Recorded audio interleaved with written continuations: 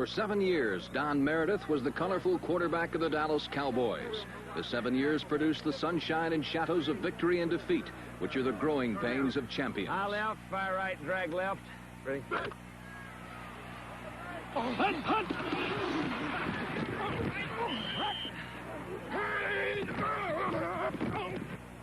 During the Meredith years, the Cowboys emerged from the shadows and became consistent winners.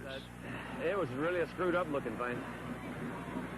I didn't even know what to, yeah, I think they did. I think they missed it because I didn't know what to audible. Brown right, fire slant 34. Zone 2, ready? Wide split. Hunt, hunt.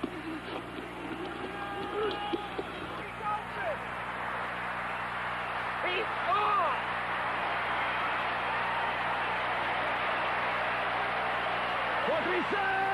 Don Meredith left the Cotton Bowl for the last time a winner and left the Dallas Cowboys to fill the most important position in football.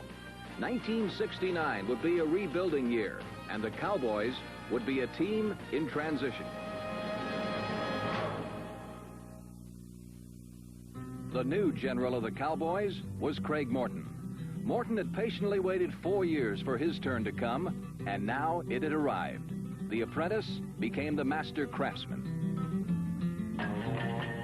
The preseason saw a complete renaissance to the Cowboy backfield.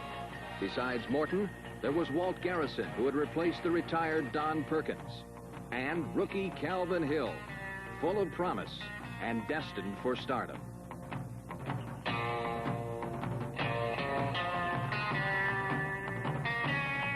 While Morton was a quarterback with experience, Roger Staubach was not. An injury to Morton forced the Cowboys to start Staubach, known as much for his running as his passing, in their first regular season game against the St. Louis Cardinals. In Game 1, the Cowboys relied on an old strength in the time-tested Dallas defense and demonstrated a new one in versatile rookie setback Calvin Hill.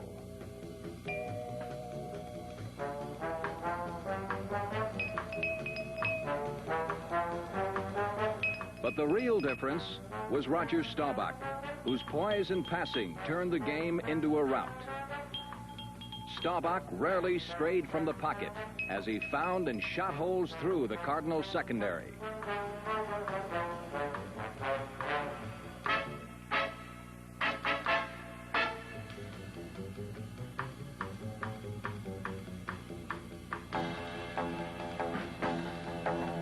Dallas walked off with their first victory, 24-3. Though it was Roger Staubach's last start, it was not the last time he exhibited his varied skills. In his first year, Staubach showed professional precision as a passer. He was a runner, not a scrambler, who escaped danger in bold bursts of motion. In Staubach, Dallas found a valuable reserve for Craig Morton. The Cowboys went into their second game with Morton back at quarterback. Morton rarely passed against New Orleans, but contented himself with handing off to Calvin Hill, who scored 2 touchdowns as Dallas triumphed 21-17.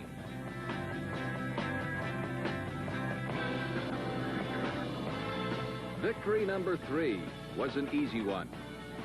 For the first time, Dallas displayed its passing might as a healthy Craig Morton bombed the Philadelphia Eagles with 3 touchdown passes, and the Cowboys won 38-7.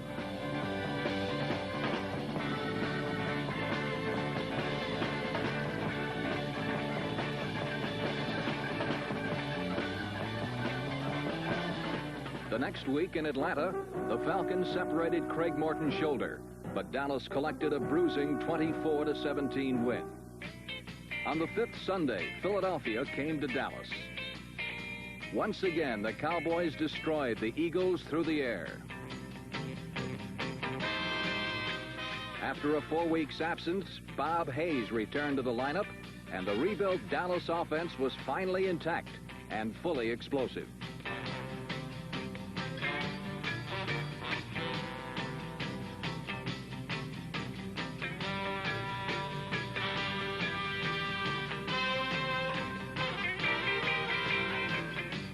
7 Cowboy touchdowns buried the Eagles 49-14. Sunshine turned to starshine in the Cotton Bowl as Dallas faced Fran Tarkenton and the New York Giants. 10 times the massive intimidators of the front line collapsed Tarkenton and held the Giants' offense to a mere 3 points.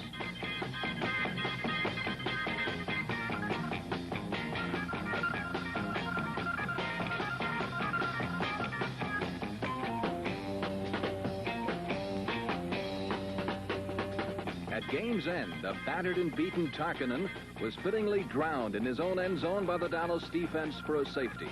Through 6 weeks, the defense remained unflinching, and the Dallas Cowboys stood undefeated. Come on, let's go! Go defense! Get on and get a draw! Come on, hold him now. Come on, stop him right there. Come on now, get him back. We gotta have it back. The Dallas defense was a perfect blend of savagery and swiftness. Its personality and character was derived from the 4 men in the pit. The 4 were ends George Andre and Larry Cole, and tackles Bob Lilly and Jethro Pugh. 8-year veteran George Andre still attacked quarterbacks with youthful enthusiasm, while young Larry Cole stalked and struck like an old pro. From the inside came the collective might and muscle of tackles Bob Lilly and Jethro Pugh.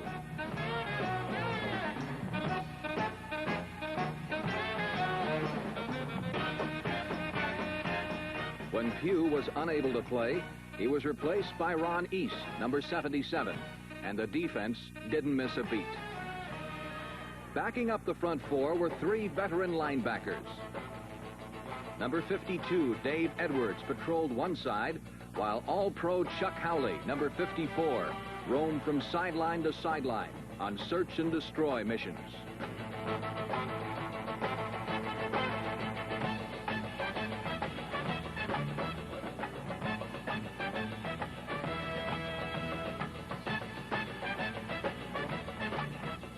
In the middle was Leroy Jordan, the robust leader of the Cowboy defense. Jordan relished meeting a runner or receiver man-to-man and then assaulting them with serpent swiftness.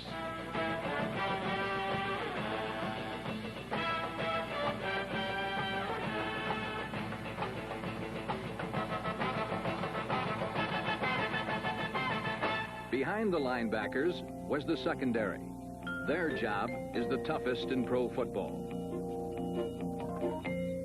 Defensive backs must fuse the flowing grace of a receiver with the toughness of a middle linebacker. It is a position of persuasion and constant contact.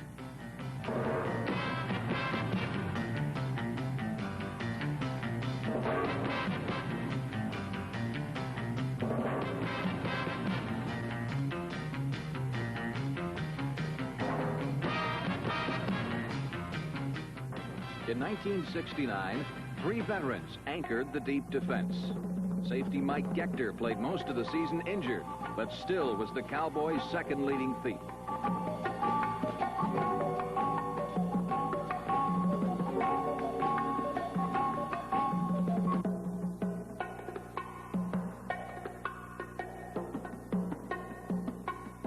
Cornerback Cornell Green was the Cowboys' best one-on-one defender, while All-Pro Mel Renfro played every position and intercepted more passes with more flair than anyone else in the NFL.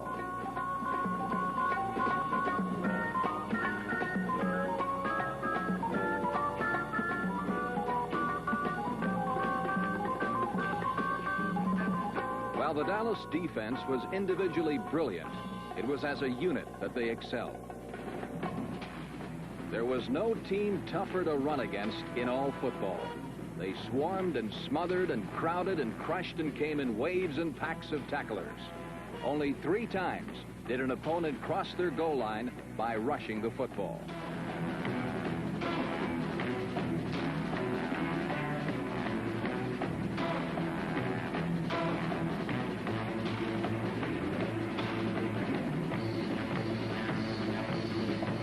If the defense was tough on runners, they were tougher on quarterbacks.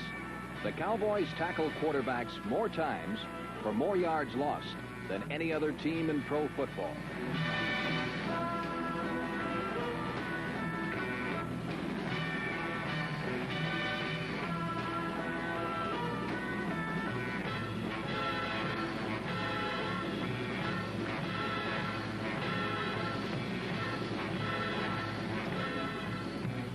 So, through 6 games, the refurbished Cowboys looked unbeatable. But in the 7th, their bubble of invincibility was rudely burst by the Cleveland Browns. Browns quarterback Bill Nelson riddled the Cowboys secondary with quick strikes to Paul Warfield and exposed a weakness in the Dallas pass defense. Cleveland touchdowns came in bunches, and Dallas lost 42-10.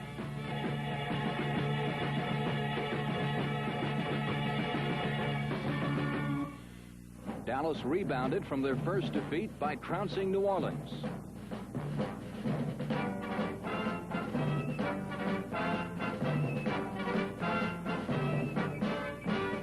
Craig Morton threw for 2 touchdowns, and Calvin Hill rushed for almost 100 yards in the second half alone. By now it was apparent to all of pro football that Hill was an extraordinary rookie.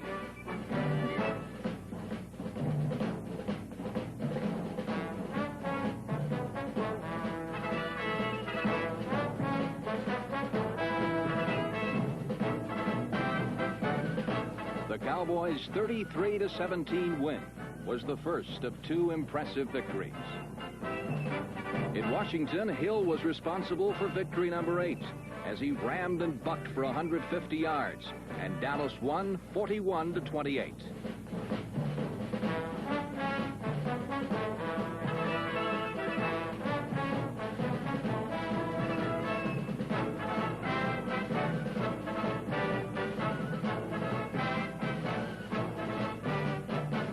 From Washington, Tom Landry's Cowboys traveled to the West Coast to meet the Sunshine Supermen of the Los Angeles Rams. Without Calvin Hill, who was injured, Dallas was unable to pry apart the Rams' fearsome foursome.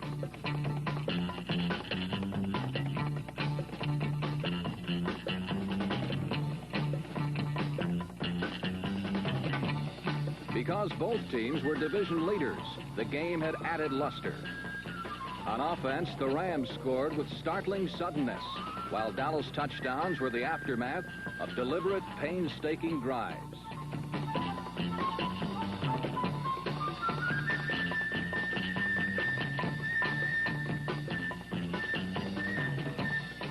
While the Cowboys searched for the elusive magic of victory, the Rams stole the scoreboard and won 24-23.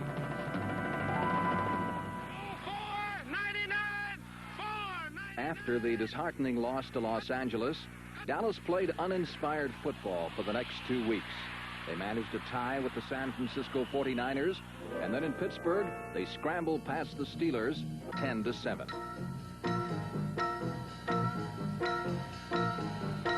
With 2 games left in the regular season, Dallas looked tired and stripped of their vaunted power.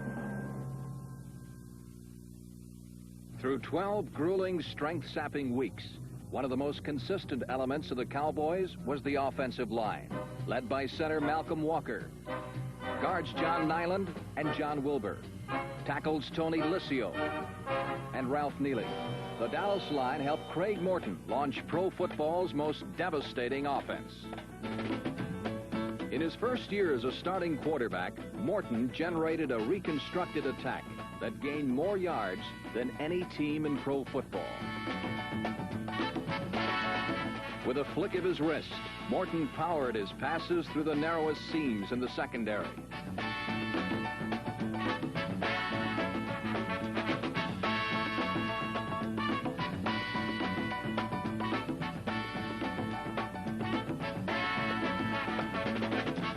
To a quarterback, courage is as much a part of the game as throwing touchdown passes. During the season, Morton proved that his heart was as strong as his arm.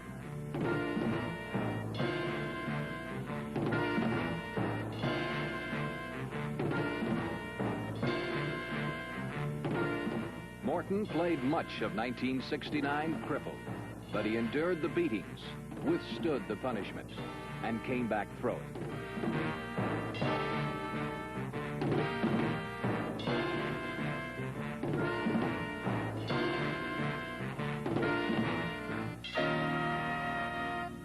While the Cowboys had many tools of victory, it was at receiver that they were most secure.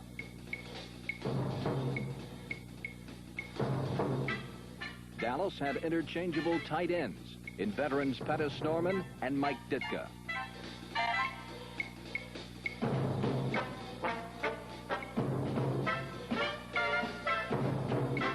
When Bob Hayes was injured, his replacement, Dennis Homan, averaged 20 yards every time he touched a football.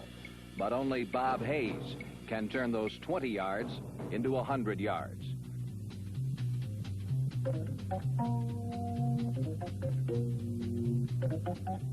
Although he missed the season's first 4 games, Hayes still finished with over 700 yards in receptions. Even if pro football was a game of two-hand touch, it would be hard to lay a glove on Bob Hayes.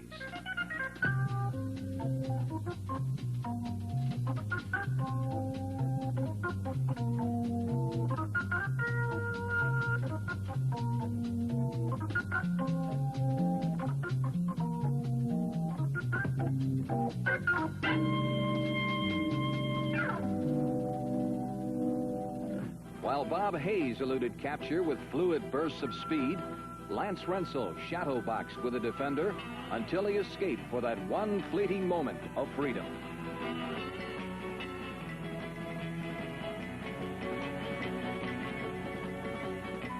Rensel's uncanny ability to squirm free when it counted was documented by the fact that 1 out of every 4 of his receptions was worth 6 points. In 1969, Lance Rensel caught 12 touchdown passes. To complement their long strike capability over ground, the Cowboys gained more yards on the ground than any other team in pro football. Setback Dan Reeves was the most dangerous Cowboy runner inside the 10-yard line. While Reeves was a spot performer, Walt Garrison was not. It is hard to replace a man like Don Perkins, who gained over 6,000 yards for Dallas, but Garrison did.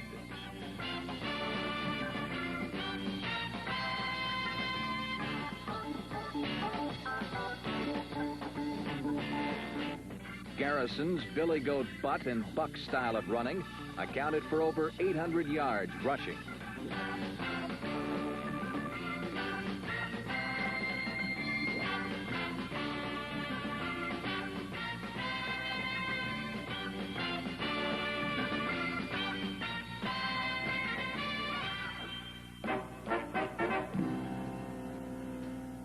Then there was the man from Yale, who ran from the cloistered walls of the Ivy League into the pros without losing a stride. Unheralded but unstoppable, Calvin Hill became the most feared power-speed combination to hit the pros since Jimmy Brown. In a game of specialists, versatile Calvin Hill was a throwback to earlier eras because he ran, caught, and passed with equal ease.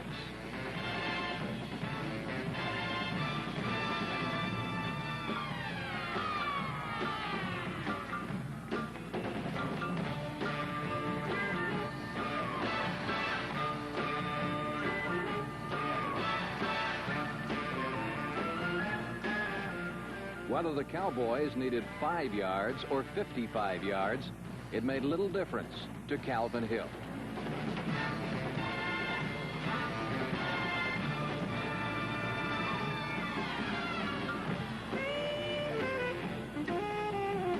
"24 players were drafted ahead of Hill, but he was football's Rookie of the Year. Although he ran brilliantly outside at 6'4" and 224 pounds, Hill was made to run over people, and he did.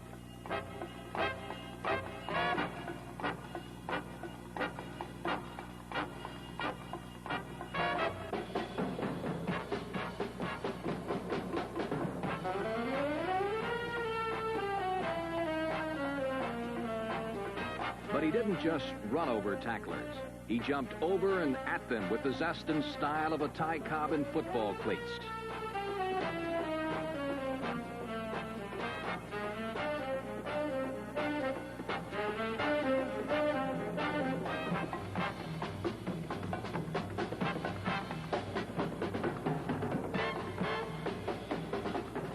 With Hill and their offense healthy again, the Dallas Cowboys met the Baltimore Colts in the 13th week.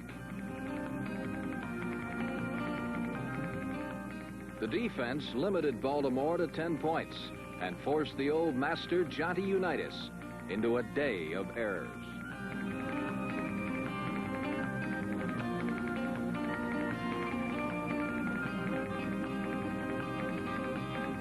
While Unitas consistently overthrew his receivers, Craig Morton coolly split the Colts' zone defense, short and deep.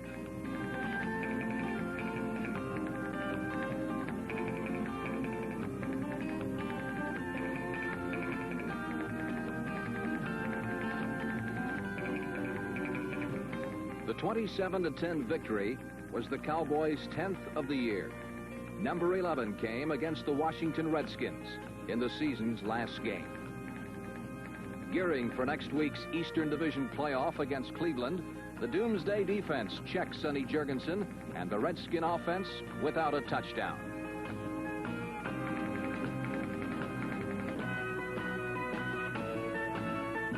The rebuilt Dallas offense scored easily when it had to, and the Cowboys conquered Washington 20-10.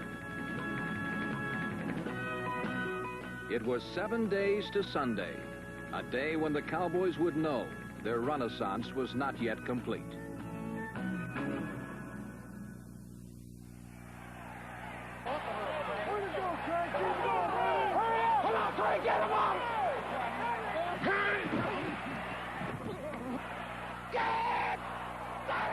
For the Cowboys, the playoff was a nightmarish instant replay of the first Browns game.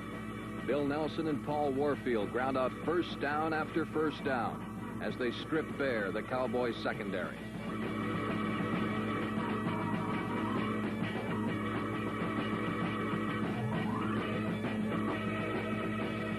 For the second straight year, Tom Landry watched Cleveland defeat his Cowboys for the Eastern Championship.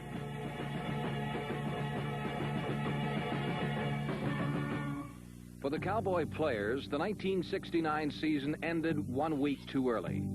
Nothing can erase the disappointment of such a loss, except the knowledge that in a year of transition, Dallas still won a championship.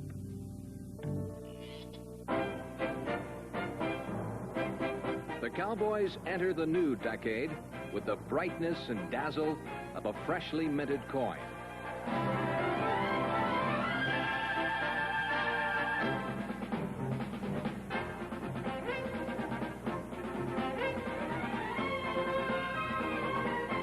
They have acquired victory's tools and the young players to meld with their offense of the future.